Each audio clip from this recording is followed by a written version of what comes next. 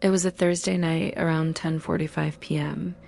I was heading back to my apartment in downtown Los Angeles after taking an extra shift at a cafe near Koreatown. My body felt heavy with that specific kind of exhaustion where your mind starts to blur around the edges, wearing my oversized hoodie, headphones resting around my neck, and carrying my tote bag over one shoulder. If you've ever taken the Metro Red Line late at night, you know the atmosphere under 7th Street. It doesn't feel like the rest of LA. Down in those subterranean concrete tunnels, the hum of the city fades out, replaced by a damp metallic chill, flickering fluorescent bulbs, and a strange, heavy silence. When the train screeched to a halt and I stepped out onto the platform, I realized I was virtually alone. The train pulled away, its metal wheels grinding against the tracks until the red taillights vanished into the dark, leaving me standing in the subterranean quiet. I headed toward the long, steep set of escalators that take you from the deep underground platform all the way up to street level. The mechanical clanking of the steps echoed against the tiled walls as I stepped onto the ascending side. I pulled my phone out of my pocket, just looking for something to distract myself during the 30-second ride up. That's when I noticed her, standing on the descending escalator, coming down toward the empty platform I had just left, was a solitary figure. She wasn't dressed like some movie trope. No pointed hat, no dramatic black robes. But everything about her presence felt fundamentally out of place. She wore a heavy, floor-length coat made of dark patchwork textiles that looked centuries old. Around her neck hung several heavy amber and carved bone pendants, yet as the escalator moved, the jewelry made no sound against her chest. Her hair was a striking mixture of silver and black, tightly braided and tucked under a dark headscarf. As the two escalators drew us closer toward the midpoint, she slowly tilted her head, and then she locked eyes with me. Her eyes were a pale, milky hazel, almost translucent in the dim fluorescent light.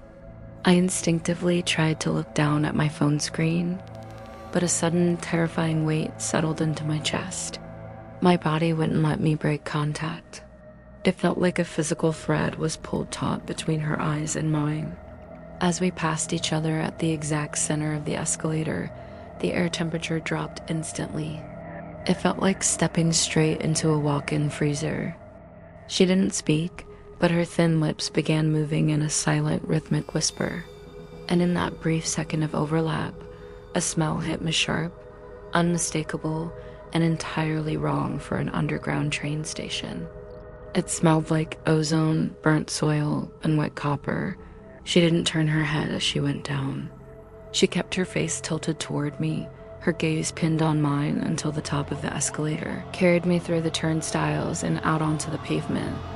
When I stepped out onto 7th Street, the night air was warm, and the sound of distant traffic felt like a lifesaver.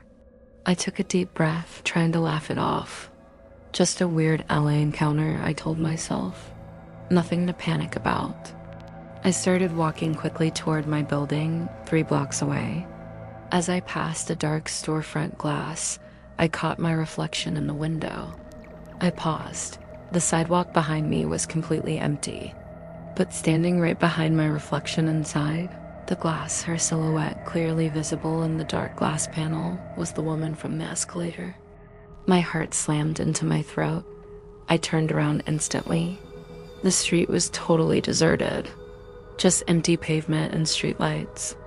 Terrified, I reached into my hoodie pocket to pull out my apartment keys.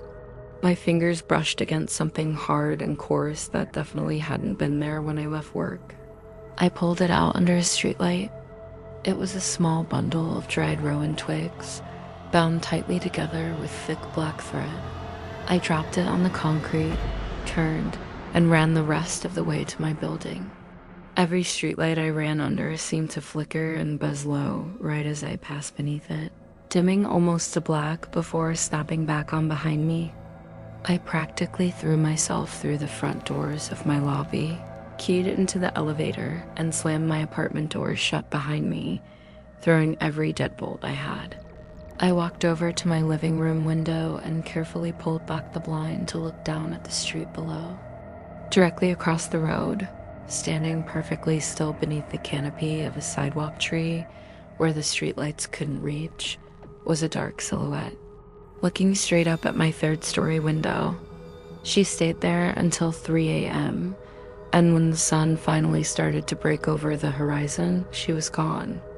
I still take the metro, but every time I step onto that escalator, I keep my eyes glued strictly to the steps ahead of me, because deep down, I'm terrified that one night, I'll look over to the other side, and she'd be coming back up